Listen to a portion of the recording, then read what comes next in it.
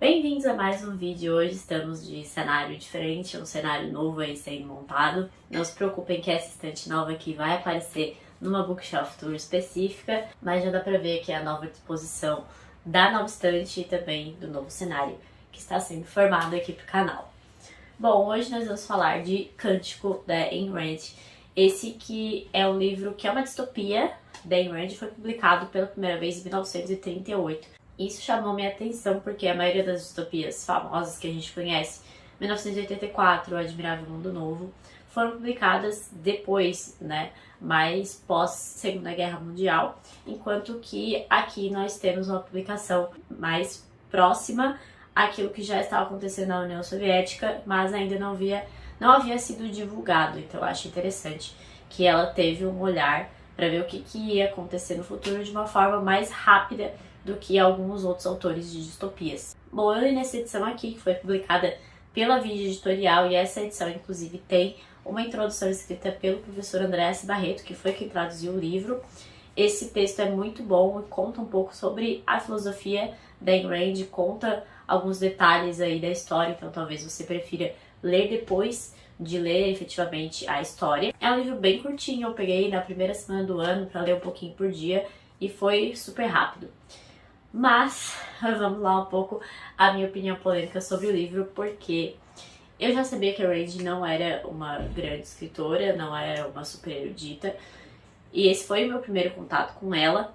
Então a primeira impressão que eu fiquei com a Rand, e aí você pode discordar de mim, fique à vontade nos comentários, é que ela tem ideias incríveis, ideias de histórias incríveis, não falando necessariamente da filosofia dela, porque eu conheço muito pouco, mas a execução não é tão boa. Ela não tem uma execução boa de contar a história de uma forma envolvente e bem escrita. Pelo menos foi essa a impressão que eu tive com esse livro.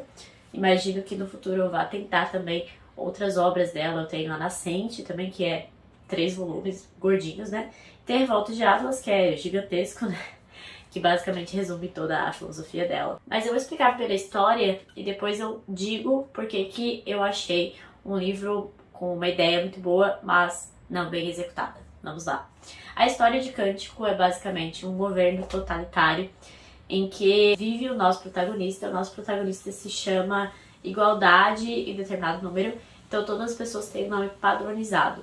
Existe um determinado nome ali, igualdade, fraternidade, liberdade, às vezes as pessoas são chamadas assim, e um número para identificar para o governo, E esse nosso protagonista, o Igualdade, ele, desde criança, ele teve ideias e vontades diferentes dos outros. E isso era um problema que os próprios professores indicavam para ele: olha, por que você está estudando mais que os outros? Por que você está buscando aprender mais que os outros? Porque na nossa sociedade, o que importa é a igualdade, todos têm que ser iguais. E aí a gente já vê a característica de igualdade sendo algo nivelado por baixo, que é o que costuma acontecer de fato. E aí esse governo, quando as pessoas atingem uma determinada idade na escola, ele escolhe o que a pessoa vai fazer. Então são departamentos de profissões que determinados ministros vão escolher qual vai ser a sua profissão, o que você vai trabalhar pro resto da vida. E o nosso protagonista, como era uma pessoa com várias ideias e sempre gostava muito de estudar, queria ser designado para os cientistas. Ele queria estudar as coisas, aprender as coisas. Porém, ele foi designado para ser um varredor de ruas. E aí ele vai passar a vida sendo varredor de ruas, ele tenta se conformar com essa situação, porque afinal, se ele aprendeu desde sempre que a escolha do governo é a escolha correta, ele não tem por que ir contra essa ideia do governo. Ele precisa solapar essas ideias individuais dele e aceitar a vontade coletiva, porque afinal tudo converge para a vontade coletiva. Também é interessante notar que nesse mundo distópico da Rand, ao invés de ela colocar uma situação meio futurística, por exemplo, em Admirável Mundo Novo, a ciência evoluiu a tal ponto que as crianças são feitas em tubos. Mas aqui ela mostra que porque o governo acaba destruindo com a individualidade do ser humano, a tendência é que a ciência não se desenvolva, porque a ciência decorre necessariamente de ideias de seres humanos que tenham liberdade. Por isso que a iluminação dessa cidade vai ser feita toda por meio de velas, porque tem uma alusão que provavelmente já foi diferente no passado, mas por conta dessa necessidade de ter conselhos, de ter pessoa que faz X coisa e pessoa que faz Y coisa, foi necessário retomar essa indústria de velas, que é uma indústria que é muito pungente naquele lugar ali.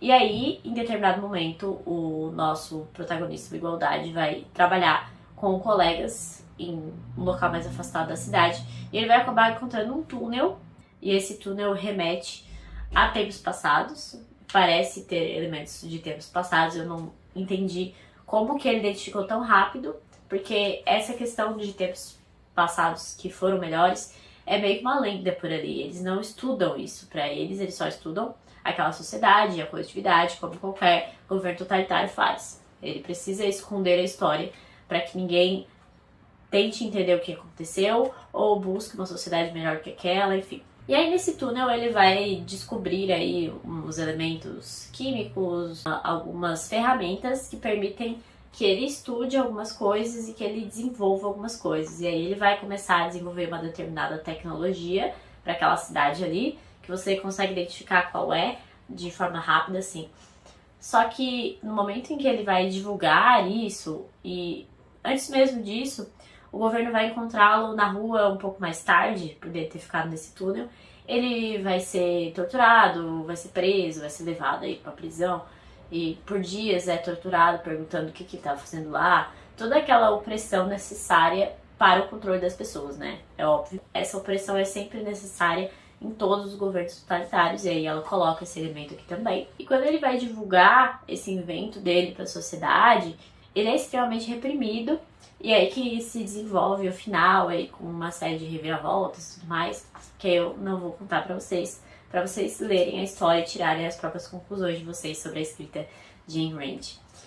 Enfim, tem vários elementos muito interessantes, eu até frisei 2 aqui, que me chamaram mais a atenção, que foi essa questão aí de ter um departamento para escolher a profissão de cada um. E é engraçado porque eu estou lendo Sussurros no clube da Isa, e em alguns momentos eu me peguei relacionando o que acontece em Cântico ao que acontecia na União Soviética lá em 1920, por conta do regime de Lenin, né? Então a gente ainda estava em Lenin lá atrás, e Lenin já tinha essas ideias de criar departamentos, de ter o governo controlando tudo e escolhendo tudo. E não dá certo, como a gente sabe, ele acaba adotando uma política econômica diferente, uma política econômica mais liberal, para conseguir desenvolver a União Soviética, ainda sob Lenin. Então, muitas coisas que eu estou lendo em Sussurros eu acabo identificando em Cântico de uma forma até profética, como eu disse, foi publicado a primeira vez em 1938, e as pessoas não tinham conhecimento sobre essas coisas. A União Soviética é extremamente fechada, ela é russa, mas ela se mudou para os Estados Unidos, ela vivia nos Estados Unidos naquela época. Igualmente em Sussurros, que eu estou lendo no começo ainda, mas eu já vejo a tentativa de afastar a família, é que você não vive com a família, você vai direto para uma creche, fica o resto da vida numa escola. Então todas as etapas da sua vida são controladas pelo governo, necessariamente. Outra coisa que eu também verifiquei lá é essa questão de sempre viver em prol da vontade geral. Você coloca na cabeça das pessoas que você só pode viver pela vontade geral e esqueça a sua individualidade, esqueça a sua vontade individual, porque ela provavelmente vai conflitar com o que a vontade geral pretende. Isso é muito Rousseau, né? E por fim, a última coisa que eu já identifiquei em Sussurros, que acontece aqui muito notadamente, é a tentativa de abolir o eu, inclusive do próprio dicionário. E aqui a Rand vai realmente excluir a palavra eu do dicionário dessas pessoas, então é proibido falar eu, não se ensina mais a palavra eu, então tudo é falado por meio de nós. Então tudo é falado assim, nós queremos, nós buscamos, nada é conjugado no singular. E isso é um problema porque, embora seja novamente uma ideia muito boa, acaba que o livro inteiro você fica se confundindo se estão falando de mais de uma pessoa ou se estão falando só de uma pessoa, porque não existe a palavra eu, tudo é nós. Então, sei lá, talvez seja mais interessante escolher uma outra palavra ou juntar outras palavras, igual a Novilíngua lá de 1984, alguma coisa nesse sentido. Me confundiu um pouco a leitura ficou pior por conta dessa escolha da autora, embora eu reconheça que seja uma questão interessante, especialmente porque realmente acontecia essa tentativa de acabar com a individualidade a tal ponto que a linguagem é modificada. Isso é realmente real e a gente vê a realidade hoje de linguagem ser modificada em prol aí de uma vontade superior, de uma vontade geral. E aí, embora seja uma novelinha muito curta, muitas coisas não ficam bem explicadas do porquê que elas aconteceram, entende? Então, por que que só esse personagem aqui é que se sente especial? Por que que só esse personagem é um pouco mais alto que o resto da sociedade? Por que que só ele se sente mal por não ter sido indicado para o lugar correto? Então, todas essas coisas eu acho que não ficaram bem fechadas. A ideia é muito interessante, eu acho completamente possível que numa sociedade totalitária exista uma pessoa que tenha desígnios diferentes e acabe tentando acabar com essa ditadura instaurada, mas nada é explicado de forma muito explícita. Eu entendo que é uma novela, obviamente não cabe tudo isso, mas mesmo assim eu senti falta de muitos elementos para ter mais verossimilhança na história. Eu acho que esse é o grande ponto, essa ausência de identificação com esse personagem, ainda que, claro, é uma sociedade completamente diferente, mas mesmo assim acho que falta elemento que identifique a gente com ele e que deixe a gente com mais vontade de perseguir a história, porque fica tudo muito caricato. Isso é uma crítica que eu vi muitas pessoas fazendo a Ayn Rand já. Essa caricatura exacerbada que ela faz desses personagens, seja para o bem, seja para o mal, que eu acho que dificulta aí essa identificação. Então, eu achei a história muito boa, já falei aí sobre esses elementos que eu vislumbrei na própria União Soviética, eu achei isso muito interessante, achei ela muito visionária nesse sentido. Mas a escrita poderia ter sido muito melhor.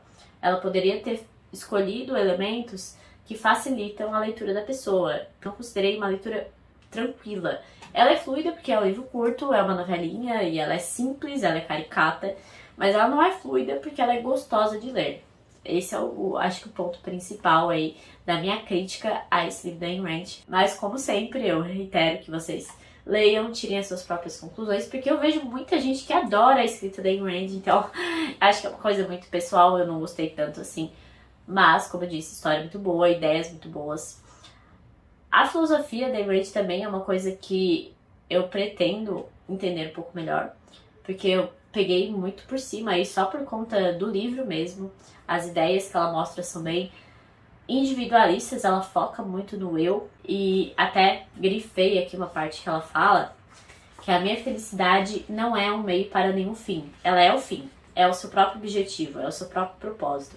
Então, esse é o ponto que eu peguei mais da filosofia dela aqui nesse livro, essa questão de a felicidade individual do homem estar acima de qualquer outra coisa. Eu até comentei aí com o Eduardo, que gosta muito de A Revolta de Atlas, parece que falta um pouquinho de cristianismo para Ayn Rand, para eu entender um pouco melhor toda a filosofia dela, porque essa questão aí do egoísmo, a virtude do egoísmo, né, que tem muito dela, eu acho que incomoda um pouco, ainda que naturalmente incomode, por conta também dessa conotação negativa que a palavra egoísmo tem, mas pela própria necessidade de, em algum ponto, estarmos vivendo em comunidade e buscarmos o melhor para essa comunidade.